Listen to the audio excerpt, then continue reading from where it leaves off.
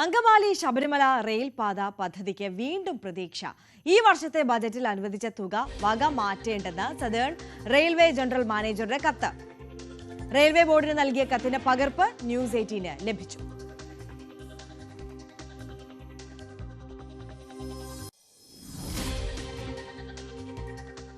അനിശ്ചിതത്വത്തിനും ആശങ്കകൾക്കുമിടെ അങ്കമാലി ശബരി റെയിൽപാത കാത്തിരിക്കുന്നവർക്ക് ശുഭവാർത്ത. ഈ വർഷം നടപ്പാക്കാൻ ഉദ്ദേശിക്കുന്ന പദ്ധതികളുടെ കൂട്ടത്തിലാണ് മലയോര മേഖലയുടെ ദീർഘകാല സ്വപ്നമായ ശബരി റെയിൽപാതയും ഉൾപ്പെടുത്തിയിട്ടുള്ളത്. പദ്ധതിക്കായി 147.2 കോടി രൂപയാണ് ബജറ്റിൽ അനുവദിച്ചത്. ഇതിൽ 20 കോടി ഒഴികെയുള്ള തുക വകമാറ്റരുതെന്ന് ദക്ഷിണ റെയിൽവേ ജനറൽ മാനേജർ റെയിൽവേ ബോർഡിന് നൽകിയ കത്തിൽ പറയുന്നു. 116 കിലോമീറ്ററാണ് പാതയുടെ ദൈർഘ്യം. പലവിധ തടസ്സങ്ങൾക്ക് ശേഷം പദ്ധതി യാഥാർത്ഥ്യമാകുമെന്നായപ്പോഴായിരുന്നു പുതിയ തടസ്സം. കേന്ദ്രം മുന്നോട്ട് വെച്ച ത്രികക്ഷി കരാർ എന്ന നിർദ്ദേശം സംസ്ഥാനത്തിന് സ്വീകാര്യമായില്ല.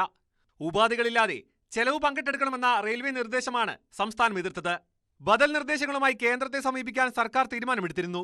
അതിനിടെ നടപ്പാക്കാൻ ഉദ്ദേശിക്കുന്ന പദ്ധതികളുടെ കൂട്ടത്തിൽ ശബരിപാത ഉൾപ്പെട്ടത് സംസ്ഥാനത്തിന്റെ പുതിയ പ്രതീക്ഷയാവുകയാണ്. 1997 വാജ്പേയി സർക്കാരിന്റെ കാലത്താണ് പദ്ധതി പ്രഖ്യാപിച്ചത്. 3810 കോടി രൂപയാണ് പുതുക്കിയ എസ്റ്റിമേറ്റ്. ഇതിന്റെ പകുതി തുക സംസ്ഥാനം വഹിക്കണമെന്നാണ് കേന്ദ്ര നിലപാട്. ഒരു ഘട്ടത്തിൽ ഉപേക്ഷിച്ച പദ്ധതിയാണ് നടപ്പാക്കാൻ റെയിൽവേ വീണ്ടും തയ്യാറാകുന്നത്. കാലടി മുതൽ എരുമേലി വരെ 14 സ്റ്റേഷനുകളാകും പാതയിലുണ്ടാവുക.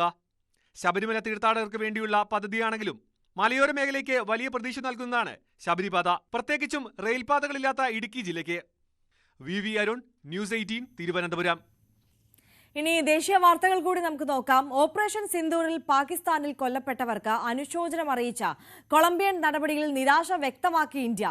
ശശി തരൂരിന്റെ നേതൃത്വത്തിലുള്ള സർവകക്ഷി സംഘമാണ് കൊളംബിയൻ പ്രതിനിധികളോട് ഇന്ത്യൻ നിലപാട് വിശദീകരിച്ചത്.